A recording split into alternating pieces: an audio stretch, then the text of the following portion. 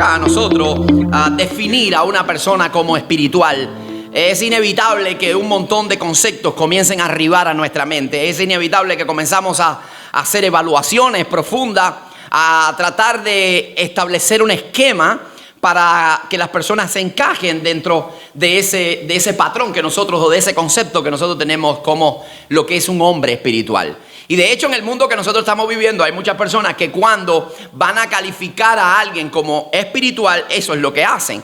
Comienzan a establecer un esquema o comienzan a establecer un patrón, y lo que no encaje con ese patrón, lo que no acople con ese patrón, inmediatamente es calificado o etiquetado como algo poco espiritual o como carnal.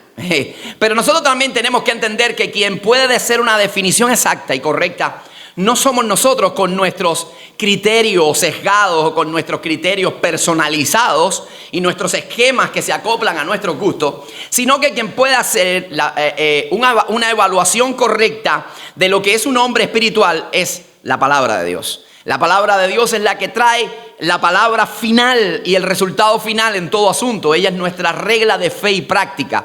Así que lo que la Biblia diga es lo que nosotros creemos y es lo que nosotros entendemos que está correcto, porque ella es palabra de Dios, es palabra absoluta e infalible. Así que el término espiritual no es un término que los hombres se hayan inventado ni que surgió al azar, sino es un término que está basado en la Escritura. De hecho, es en el Nuevo Testamento 29 veces se utiliza la palabra espiritual o espiritualmente. 29 veces se está utilizando ese vocablo, esa terminología. 27 son atribuidas al apóstol Pablo, las utiliza el apóstol Pablo, y 2 de ellas las utiliza el apóstol Pedro en sus cartas. Así que cuando nosotros vamos a conformar un concepto de lo que es un hombre espiritual, evidentemente, si en la Biblia se habla tanto de eso, la Biblia tiene que ofrecernos un concepto. Y nosotros pudiéramos añadir algunas opiniones, pero siempre basado en lo que la Biblia dice. Y es por eso que en esta mañana yo me he tomado la atribución de crear un concepto de lo que supuestamente es un hombre espiritual. Y por supuesto, lo he hecho basándome en algunos textos bíblicos. No voy a utilizar los 29 textos bíblicos que acabo de decirle, que acabo de mencionarle, pero sí utilicé 3 versículos para conformar un concepto de lo que nosotros entendemos como un hombre espiritual. Así que yo les traje el concepto acá y lo quiero compartir con ustedes. Y el hombre espiritual es aquel que, reconociendo su pecado e incapacidad, rinde su vida al señorío de Cristo, experimentando así el nuevo nacimiento. Somete su voluntad al Santo Espíritu de Dios, transforma su mente por medio de la revelación escrita, por supuesto la Biblia, y su corazón está lleno de amor y compasión, ya sea por Dios y ya sea por su prójimo. En eso yo creo que está extractado lo que supuestamente es un hombre espiritual. Y entiéndase, cuando yo digo hombre espiritual, estoy hablando en términos genéricos, porque están incluidas ahí las mujeres también. Cuando hablamos de una mujer espiritual, está fundamentada en esta verdad: alguien que ha rendido su vida al señorío del Espíritu de Dios, alguien que ha sido redimido por la sangre del Cordero y que constantemente está transformando su entendimiento, sus pensamientos a la luz de la palabra de Dios. Así que nosotros entendemos que quien tiene el resultado final, quien nos puede traer el concepto, y ahí están los versículos bíblicos que utilicé: primero a los Corintios, capítulo 2, versículos 15 y 16, primero a los Corintios 3:1 y Gálatas capítulo 6, versículo 1 también. Así que en estos versos está extractado esta verdad. Así que si nosotros vamos a asumirlo, tenemos que ir a la Escritura. Si nosotros vamos a definir o a etiquetar a una persona como espiritual conforme a nuestros conceptos, pues estamos en un territorio peligroso. Estamos en un territorio peligroso porque eso mismo es lo que hacían los fariseos. Y los fariseos tenían una religión bien rígida, bien estricta, bien fría y fuera del agrado de Dios. Así que por lo general los fariseos terminaban repudiando a las personas, mirando por encima del hombro a los demás, rechazando a los demás, y también se ponían en una posición deficiente con Dios. De hecho, los fariseos también tenían etiquetado a Jesucristo. Ya ellos le habían puesto una etiqueta a Jesús como hijo del diablo, como que echaba demonios por Beelzebú, como que comía con los pecadores y sentaba con pecadores y publicanos. Así que Jesús, para los fariseos, era un hombre con poca espiritualidad. De ahí el tema que tenemos en esta mañana. Por eso vimos que la imagen de un fariseo, precisamente porque para los fariseos Jesús tenía muy poca espiritualidad. ¿Por qué? Porque no encajaba dentro de sus patrones, porque no encajaba dentro de sus conceptos preconcebidos, y por eso Jesús era tildado como un carnal para ellos. Pero nosotros tenemos que cuidarnos de eso, y es por eso que vamos a entrar en nuestro primer punto en esta mañana, que tiene que ver precisamente en protegernos de ese síndrome fariseico, de ese síndrome del fariseísmo. Amado hermano, mire cómo el texto nos narra la actividad ministerial de Jesús. Jesús se estaba desplazando de un sitio a otro, venía con sus discípulos, hablando, trayendo enseñanza. De pronto el hambre apretó en los discípulos, y así que iban caminando por un campo de trigo. ¿Qué hicieron? Agarraron 2 o 3 espigas, comenzaron a frotarla con las manos y a comer porque tenían hambre. Así que en medio de ese escenario aparecen, como por arte de magia, aparecen los fariseos. Lo que nos hace entender que los fariseos habían hecho como el centro de su vida buscar a Jesucristo, tratar de atraparlo en un error, tratar de traerle preguntas capciosas, tratar de enredarlo en sus propias palabras para tener algún argumento contra Jesús, arremeter contra él y acabar con él. Así que ahí nos encontramos ese escenario y a Jesús hablando con los fariseos. Y nosotros, amados, no podemos entrar en una condición como esta, porque precisamente lo único que hacen los fariseos es criticar, es repudiar y es rechazar a las personas. Así que tú y yo no estamos exentos de en algún momento ser contagiados con el fariseísmo, y tenemos que estar muy vigilantes, cuidar nuestro corazón, proteger nuestro corazón, porque esto termina dañando a las personas, pero además de eso nos coloca en una posición deficiente con Dios, alejándonos de su propósito y de su agrado, amados hermanos. Entonces tenemos que ser muy cuidadosos para no entrar en para no ser intoxicados por ese mismo síndrome de los fariseos, de la crítica y de encasillar a las personas conforme a nuestros criterios, conforme a nuestros conceptos, lejos de lo que dice la Escritura. Yo quiero compartir con ustedes en esta mañana algunas características de los fariseos, específicamente porque ellos son el personaje crítico que sale en este escenario que acabamos de leer. Y lo primero que vamos a estar viendo de los fariseos es que ellos eran personas que modelaban tenían ejercicio de una religiosidad extrema, pero además de eso rígida, intolerante, y además de eso eran personas que estaban carentes de vida en su interior. Se enfocaban más en lo exterior que en lo interior. Y es por eso que Jesucristo constantemente le está reclamando fuerte a los fariseos y les dice que ellos son como sepulcros blanqueados, que ellos mantienen una apariencia, solamente una apariencia de piedad, pero dentro de ellos hay corrupción, hay muerte espiritual. Mira lo que el Señor Jesucristo le dice en este mismo Evangelio de Mateo. Yo le sugiero que usted se lea el Evangelio de Mateo capítulo 23, porque en ese capítulo Él va a hacer una descripción detallada de quiénes son los fariseos y de la condición espiritual que ellos tienen. Y mira lo que dice en el capítulo 23, versículo 27. Dice: ay de vosotros, escribas y fariseos hipócritas, porque sois semejantes a sepulcros blanqueados, que por fuera a la verdad se muestran hermosos, mas por dentro están llenos de huesos y de inmundicia. Así era la vida de los fariseos. Así puede ser la vida de un cristiano hoy, porque esto puede trascender a nuestras vidas. Esa actitud se pega al cristiano, es muchas veces absorbida por el pueblo de Dios. Solo mantenemos un cristianismo de apariencia, de cuando llegamos al culto y tenemos hasta una manera de hablar y utilizamos la verborrea bíblica, la terminología bíblica, pero ¿qué somos cuando salimos del templo? Eso es lo que cuenta. Porque cristiano es cristiano en el templo, fuera del templo, en casa, en el trabajo, de esa manera, porque nosotros no vivimos para el público, nosotros no vivimos para la gente, nosotros vivimos para el público de uno, para agradar a Dios, y Dios está en todo lugar. ¿Cuántos creen eso? Dios está contigo en el trabajo, Dios está contigo en la escuela, Dios está contigo. Y qué bueno saber eso, porque saber que no estás solo, estás protegido. Pero Dios está contigo cuando estás pensando cosas que no son agradables a Dios. Dios está contigo, Dios está ahí también cuando quieres tener una actitud que no honra su nombre, amado. Ahí tenemos que tener en cuenta la omnipresencia de Dios. Así que Él le dice: ustedes por afuera parecen muy lindos, pero por dentro están mal. Están muy mal. Déjame decirle que ellos eran tan celosos con la ley, con la palabra de Dios, que sus enseñanzas no eran del todo malas, a tal punto que cuando Jesucristo le está enseñando a sus discípulos, le dice: mira, todo lo que los fariseos digan, todo lo que ellos enseñen, cúmplanlo, practíquenlo, porque ellos lo están diciendo bien. Ahora lo que ustedes tienen es que sopesar y hacer una diferenciación entre lo que ellos dicen y lo que ellos hacen. Porque ellos dicen, pero hacen otra cosa. Y eso no lo estoy diciendo yo porque me vino a la mente, sino que aquí está el texto que lo sustenta. Volvemos a Mateo 23. Y les sugiero que lo lea en casa. Dice, en la cátedra de Moisés, dice, se sientan los escribas y los fariseos. Así que todo lo que ellos digan, que guardarlo y hacerlo. Mas no hagáis conforme a sus obras. Porque ellos dicen y no hacen.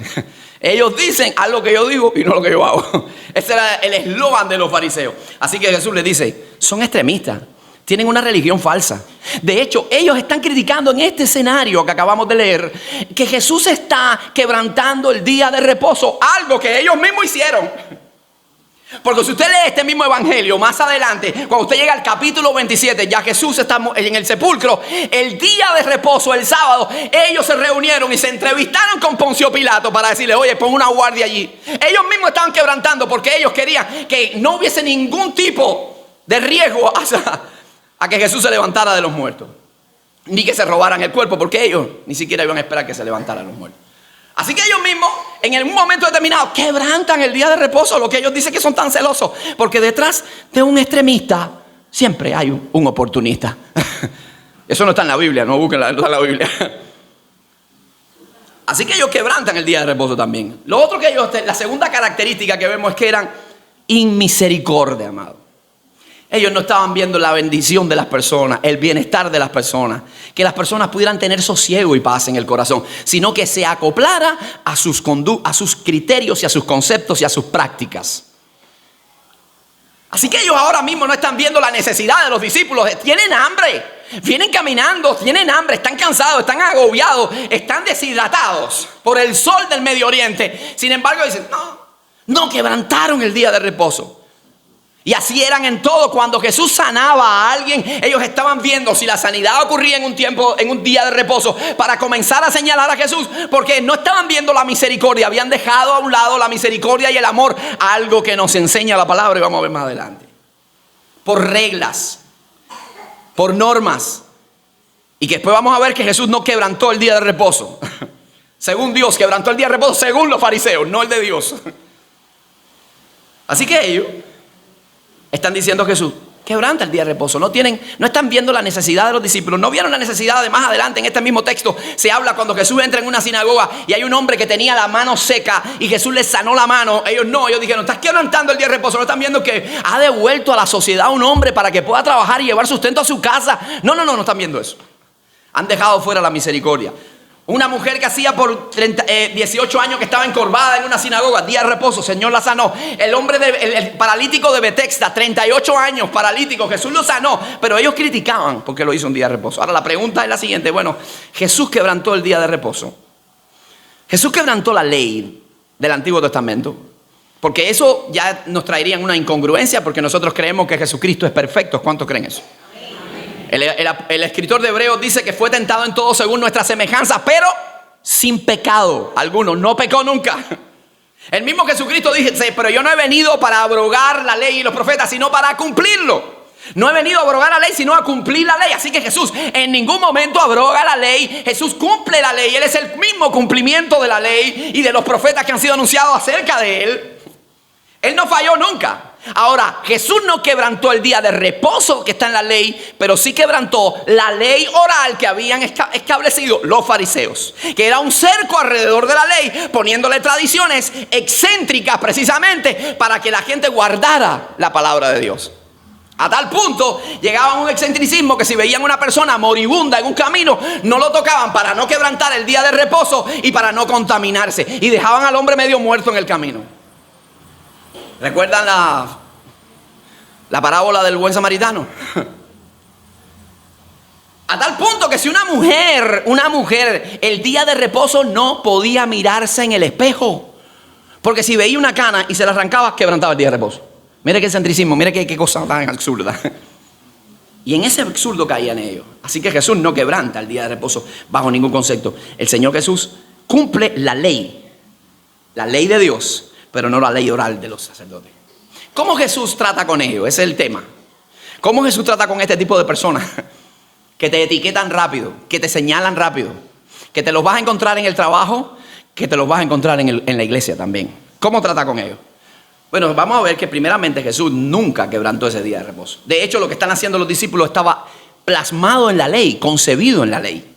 Si nosotros vamos a Deuteronomio capítulo 23, vamos a encontrar precisamente que dice: cuando entres en la mies de tu prójimo, vas caminando por el camino, valga redundancia, y entraste en un territorio que es la mies de alguien, y de pronto tienes hambre, dice, tú puedes arrancarlo con la mano, dice, puedes tomar espigas con tu mano, mas no aplicarás hoz a la mies de tu prójimo, porque eso sí sería ya una intención de cegar la mies. Eso sí era quebrantar el día de reposo. Pero si tú vas caminando y es lo que están haciendo los discípulos y tienes hambre, agárralo y cómelo. Así que ya sentando esta base, Jesús no quebrantó el día de reposo. Ahora, pero ¿cómo Jesús puede confrontar a este tipo de personas? Con la palabra de Dios, amado. Ese tipo de personas se confrontan con la palabra de Dios. Lo que está aquí es lo que aplicamos. Nuestra verdadera espiritualidad está fundada en la palabra, no en el criterio de otros. ¿Entendió eso? Usted tiene que vivir para vivir conforme a la Escritura, para obedecer la Escritura, la voluntad de Dios, no para satisfacer el gusto de otra persona. ¿Se entiende eso? Entonces Jesús, ¿qué le dice? Bueno, y les lleva a un texto que está en 1 Samuel capítulo 21. Le dice: ¿ustedes no oyeron hoy lo que hizo David? ¿Ustedes no se acuerdan lo que hizo David cuando él fue exiliado y tuvo que salir huyendo de Saúl porque lo estaba queriendo matar? Y ustedes no saben que de pronto él llegó a un lugar donde estaba el sacerdote y le dijo: necesito que me des pan para mí y para los que van conmigo. Y el sacerdote le dijo: no, aquí el único pan que tenemos es el pan de la proposición. Era un pan que estaba dedicado únicamente para los sacerdotes. Nadie más lo podía tomar. Así que David, mira lo que hace David. David dice: pero nosotros realmente estamos en una misión tan importante y tan rápida que no tuvimos tiempo ni de tomar pan. De hecho, David está mintiendo, amado. Está mintiendo. Él está diciendo: nosotros estamos en una misión importante del rey y tuvimos que salir con tanta premura que no pudimos agarrar un poco de pan. Así que mira, danos ese pan de la proposición, quebrantando incluso eso, el pan que estaba consagrado. Sin embargo, los fariseos honraban a David, y hasta el tiempo en que se está teniendo este texto, ellos tenían el sepulcro de David. Usted puede verlo en Hechos capítulo 2 y usted va a ver que ellos honraban eso y tenían a David como un hombre excepcional. Entonces honraban a David, que sí había mentido y que había quebrantado la ley moral, o bueno, en este caso la ley ceremonial. Y sin embargo, a estos discípulos que no habían quebrantado la palabra de Dios, ellos lo están atiborrando de ataques. Lo están señalando. David le está diciendo: no solamente que nosotros estamos cumpliendo la Torá, sino que ustedes son unos falsantes. Eso le está diciendo David. En segundo lugar, lo lleva al ministerio sacerdotal. David le dice: pero ven acá, los sacerdotes no trabajan el día de reposo, ellos no practican el sacrificio, no lo están quebrantando, pero esa es su labor. Sin embargo, no se le toma como una desobediencia ni una profanación. Así que con la misma escritura, David el Señor Jesús los está confrontando. Es más, que en la Biblia vemos con una de las leyes que el Señor trae, es la circuncisión al 8º día de todo infante. El 8º día el Señor no lo hace por un capricho, sino que en el 8º día, conforme Él que conoce todo nuestro metabolismo, es el que nos hizo, es nuestro diseñador y sabe toda nuestra estructura ósea y todo nuestro sistema genético. Es el 8º día de un niño de nacido donde hay una mayor expresión de la vitamina K en el cuerpo, que es la que está a cargo de la coagulación de la sangre. Así que por eso dice: el 8º día circuncida al niño y no se va a desangrar, porque Dios lo estableció así. Pero si el 8º día caía día de reposo, había que circuncidarlo. Entonces no se tomaba como una desobediencia. Amados, nosotros tenemos que tener cuidado, porque pudiéramos convertirnos en personas tan criticonas como los fariseos. En personas que etiquetan a los demás: este es un carnal, este es poco espiritual.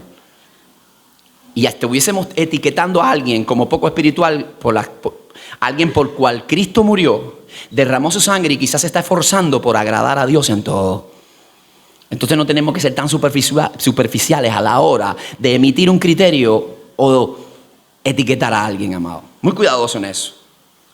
El tercer elemento es que tenían aires de superioridad. Aires de superioridad.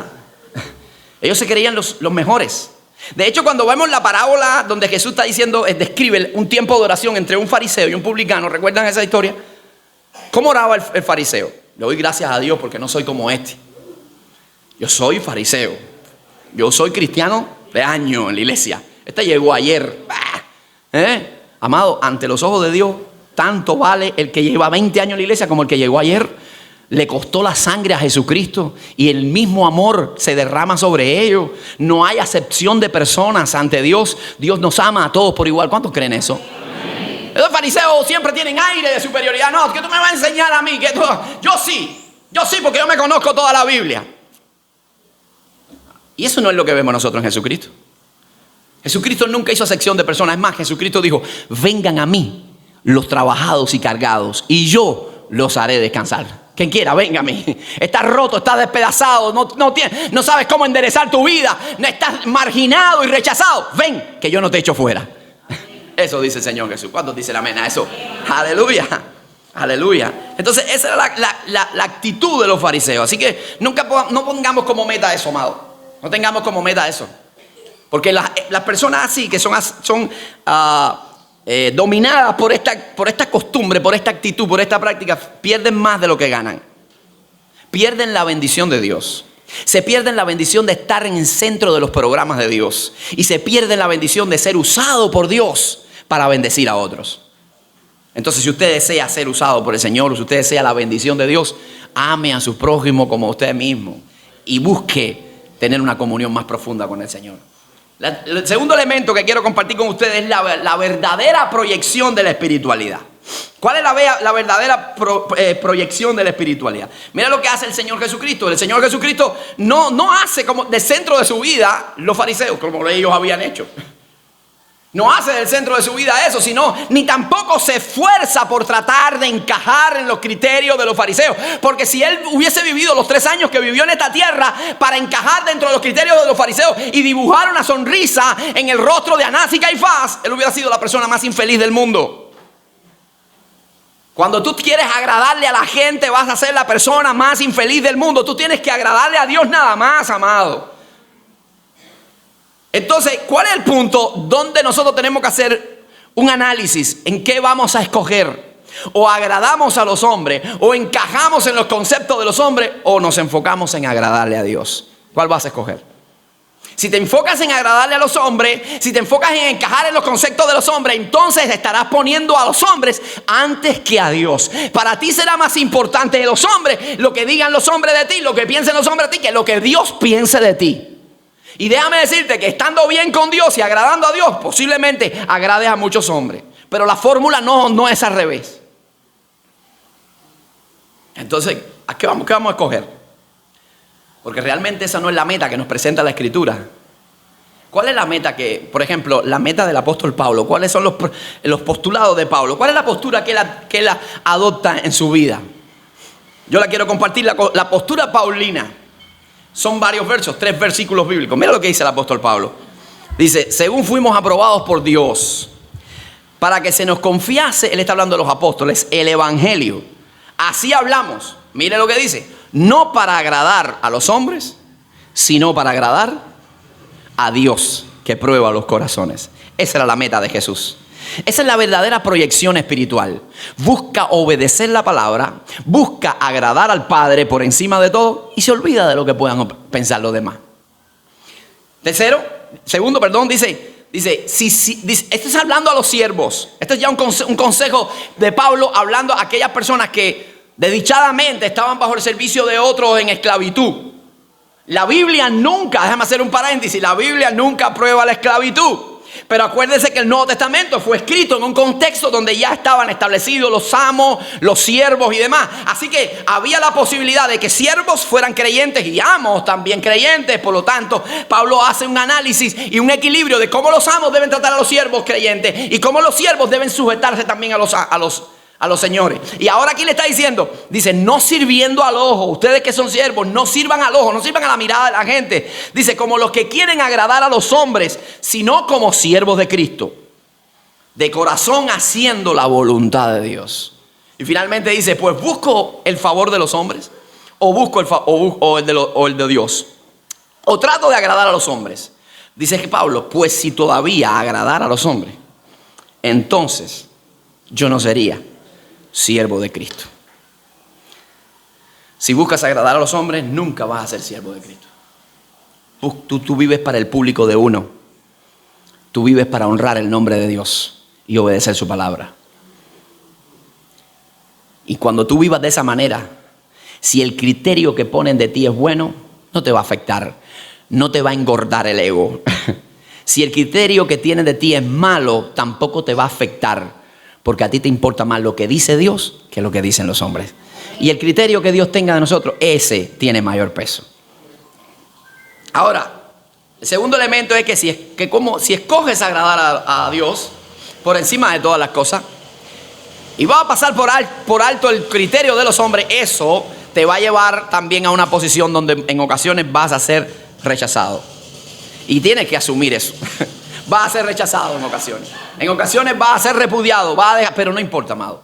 Porque cuando tú pones en una balanza, es mejor estar en el centro de la voluntad de Dios. Porque el centro de la voluntad de Dios es el lugar más seguro de todo el universo. Es allí donde hay bendición, es allí donde hay vida, es allí donde hay gozo. Es allí donde hay prosperidad verdadera, espiritual. Entonces, cuando nosotros decidimos agradar a Dios primero, aunque en algún momento seamos etiquetados como Jesús por los fariseos, como poco espirituales, a nosotros nos sentimos gozosos, nos sentimos plenos con el criterio que Dios tiene de nosotros. Son mis hijos, son redimidos, son amados, son escogidos, por los cuales derramé mi sangre. Justificado. Entonces, estando en el centro de la voluntad de Dios, tratando de agradar a Dios, tengo la bendición de Dios, tengo el agrado de Dios y experimento la verdadera libertad y el verdadero gozo, amado. Experimento la verdadera libertad y el verdadero gozo, porque yo no tengo que estar con una incertidumbre de que no me vean. Ay, que no me vean los hermanos de la iglesia aquí diciendo esto y hablando tal cosa y reuniéndome con esta gente. Ay, no, porque hay gente que vive de esta manera, hay creyentes que viven de esta manera. No, yo vivo tranquilo y libre, porque estoy viviendo bajo la gracia de Dios y bajo la mirada constante del Señor. Ahora, como tercer elemento, yo quiero que pensemos en algo, en cómo nosotros tenemos que protegernos de nosotros mismos. El primer punto en esta mañana fue protegernos del fariseísmo.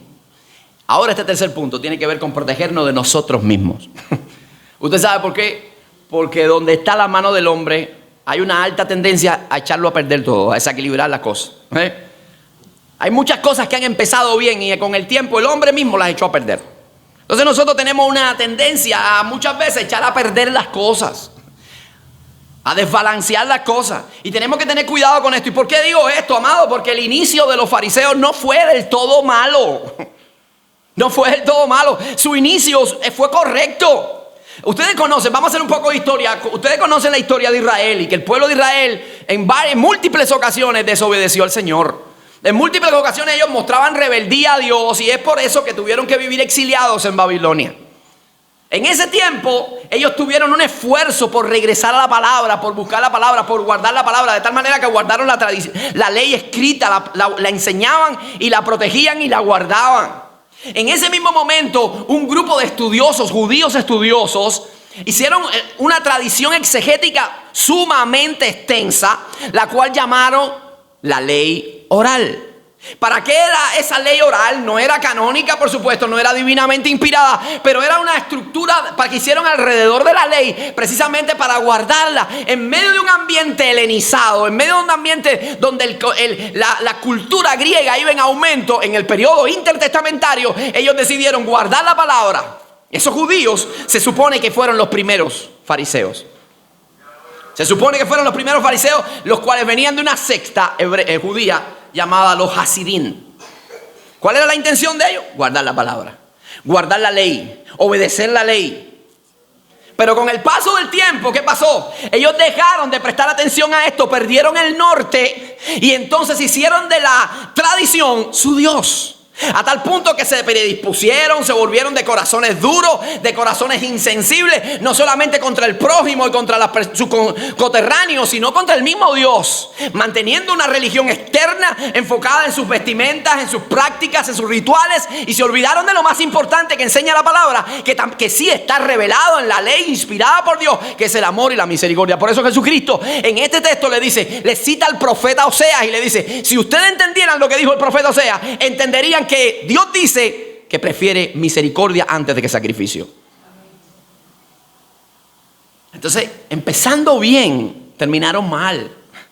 Algo que inicialmente fue para proteger la ley, para tener celo por Dios, lo echaron a perder.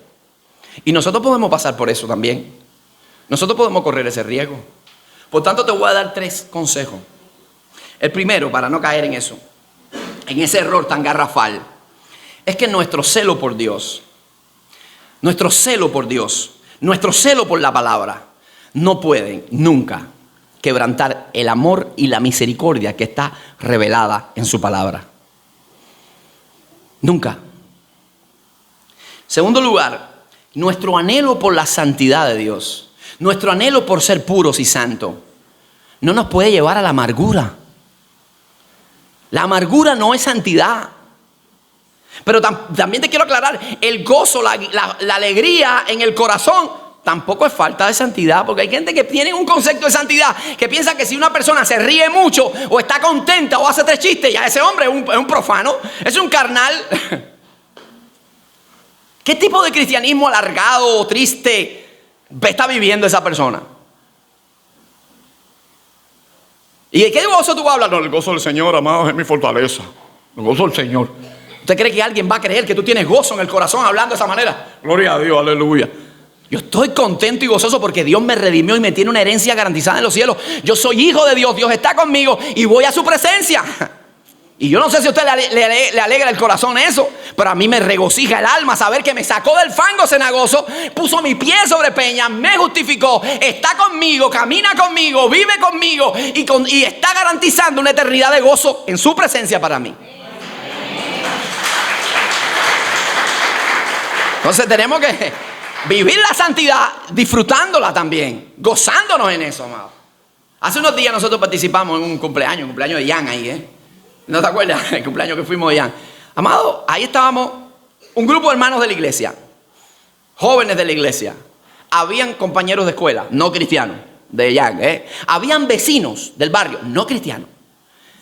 Y los mismos vecinos decían, pero ¿cómo se divierten los cristianos? Allí no se ofendió a nadie, allí no se dijo nada malo fuera de lugar, no hubo una palabra obscena, no hubo una botella de alcohol para sentirse bien. Allí nos sentimos bien porque tenemos el gozo de Dios, amado.